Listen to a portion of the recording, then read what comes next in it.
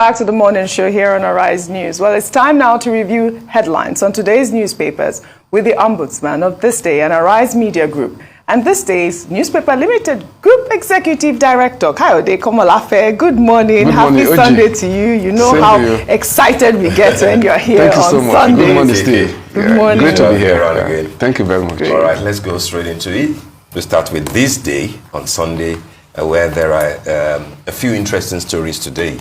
The lead story being TINUBU meets ECOWAS leaders today, moves to restore democracy in Niger. And the three riders are quite instructive. Nigerian leader weighs option. UN, EU, AU tighten the noose on military leaders. Russia's Wagner Group signals support for coup plotters.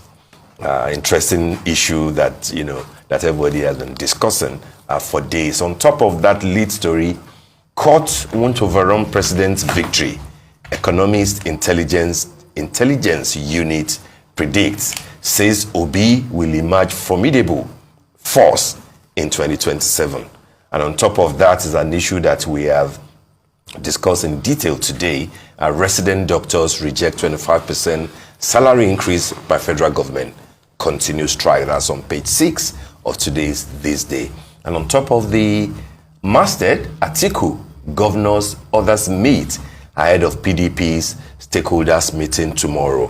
If you tie that with the cover picture showing Alhaji Atiku Abubakar, Dr. Yoche Ayu, and a few of the PDP people, it simply says strategizing for the future. Last but not the least is the story on the window. Nigeria will work again under TINUBU, says Shetima, who is trying to inspire. This is like an inspiration talk to many Nigerians who are feeling the pinch of the economic reforms of the last 2 months. The rider says, insist nation's fortunes will change for good in the next 12 months. But the palliatives are for between 3 to 6 months, but it says that the fortunes will change in the next 12 months. So those are the stories, KK, any hope for the common man? Of course, there is hope for the common man. There's renewed hope. I like your optimism. Yeah, I'm an incredible optimist in matters of Nigeria. Great. Yeah, I rather err on the side of optimism. Yeah, you are right, Steve. The cover, the picture on the front page of This Day on Sunday is related to the political story, which about a strip about the meeting of PDP stakeholders, slated for tomorrow. There was another meeting, I think yesterday. I think the same story is also on the front page of The Nation. That's right. It's also on the front page of Tribune, and I think Punch also. So it's, if you like, you may say it's the political story of the day. And it has to be so because we are talking about the health, the organizational health of a very important political party in the land, the People's Democratic Party, the PDP. That is the party that was once in power for 16 years in this country. So it's only natural, for people to be interested in it. But what is significant, like you see in that photograph, you have Vice President, former Vice President Atiku, the chairman of the party, Professor Yoche Ayu, another elder, Ambassador Ekimi, and the governor of Zamfara. Now, what is interesting, that is like a photo essay, more or less. Is that here you have Atiku, here you have Ayu. In the rift between Wike used in generic terms. Now that is the Wike camp of PDP. Ayu, appears to be the issue. In fact, Ayu appears to be the last straw. That broke the camel's back. In the rift. Now, but in the meeting, a lot of hope, therefore, talking of hope again, will be pinned by PDP stakeholders against the meeting for tomorrow. But if what happened at the weekend, in the preparatory meeting, if it's anything to go by, it means that the party has to do a lot of work in order to be able to heal the wounds within, and in doing so, may have a hard knock to crack. Now that Wike is already nominated by President TINUBU as a minister, and the story is that some of the stakeholders are saying that he will either be in PDP, or be a minister of in an APC government. That he will not be allowed to eat his cake and have it, as they say. Now, but then it just shows that in the coming days, more news will come from the house of PDP. The other story, like you said, which is the story not just nationally but internationally, that's a bit of interest, is the coup in Niger. Now, with AU, ECOWAS, issuing ultimatum, and the coup plotters, appear, to be determined, not to yield ground, and also even internationally, EU, the United Nations, but then what should interest us is the rider, which you pointed out, Steve. That is that now you're having the Russian mercenaries, there, and in all this, strategic analysts, have been pointing to one point that I've been pointing to a trend in Niger politics and stability. That is that perhaps Niger again is suffering from the cost of its mineral endowment. Here you have perhaps the greatest exporter of uranium in the world. That's right. Niger, ironically, the country is also one of the poorest countries in the world. Now uranium, is used in the new technology in many. Now, if Russia and China, are interested in the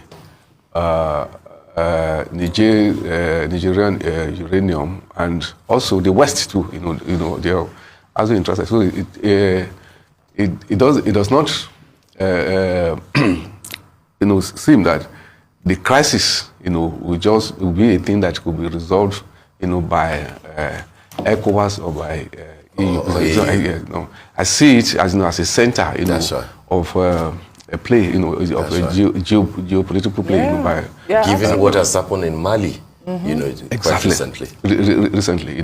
So it's a challenge to leaders in the sub-region that we are having a crisis, which will have a serious international dimension, and the different powers, we see it as so you don't think that this meeting TINUBU is going to have with the ECOWAS leaders today would, make any huge difference? I mean, he just became ECOWAS chairman, and there's the story out there that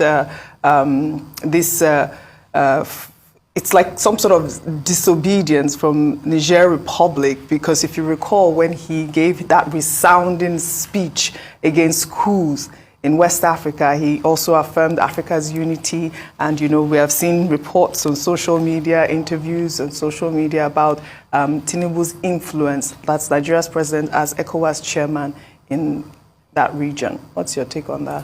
Yes, of course. I believe it will make the efforts, in the sub-region, make a lot of difference. But what I'm just trying to say is that the work to be done is going to be a very hard one. A lot of diplomatic, efforts, will have to be put. And that the political antenna of the leaders in the sub-region should be sharp. Enough to know that this matter is not just a local problem of Niger. Yes. It has international dimension. And therefore, that will inform the strategy of ECOWAS and the AU to solve it. Have similar cover stories on the strike, the looming strike by the NLC. Punch says nationwide strike stock homes with food, medicines, others, Labour tells Nigerians. While Tribune says, adamant Labour declares, nothing can stop August 2 nationwide strike. But there's another story that is related to that on the window of the Punch. Cost of living, revenue drops as fund seekers shun recreation centers, pubs, others. Which goes back to what I said about you can't build a nation on palliatives. You know, you have to attack the main issues. But let's add the wheel to it very quickly. But, it's more political. It says national chairmanship, TINUBU's preference for Ganduje rocks APC. And then on the window, who is backing Mujahid? Asari Dokubo. Given what has been happening with... We haven't heard of any arrests or anything yet. So or even a caution. You know, to Asari Dokubo. People now are asking, is he the militant general to the new president, Bola Ahmed Tinubu? No word of caution yet whatsoever from him. Those are the three papers in 1 minute, if you can deal with them. Okay. Well, on the strike, I think what should be strike is that in order to avoid the strike, the government should engage the leadership of the NLC. Not just the NLC, but labor in general, and that on the table, there should be a demonstration of sincerity of purpose, and also that all the workable options, should be, So I think with a proper engagement, it's possible to avoid the strike because the strike already there is hardship in the land. If you have a socio-economic disruption, it will also add, to it. So the onus is actually on government to ensure that proper engagement takes place before. You think that the strike should be avoided? Because what people are saying is that those who used to lead strike actions are now in power, but they don't want Labour to protest. There's some sort of hypocrisy going on. No, but even for Labour, strike is not a picnic. Yes. I mean, that's Labour, workers go on a strike, out of frustration as the last minute. So it's not fun. No. So people should not call for strike, as a matter of fun. It is because that is the last weapon, that should be used. You get it. It's not an anarchistic enterprise. That's true. So what is constructively that the demands of labor should marshal its demand. Government should negotiate, and there should be sincerity of purpose to be able to engender enough confidence for workers now to now have a rethink on their own. Aside do you have any word on him at all? Of course I do. Non-state actor. No, I do. I think that the Nigerian state should be very careful, of not surrendering its authority, to non-state actor. It's not just permissible, and that if anyone, no matter the nomenclature that it carries, poses a threat or makes statement that can, cause a threat to the national security. I think the security agencies, should do their work, to prevent that from happening.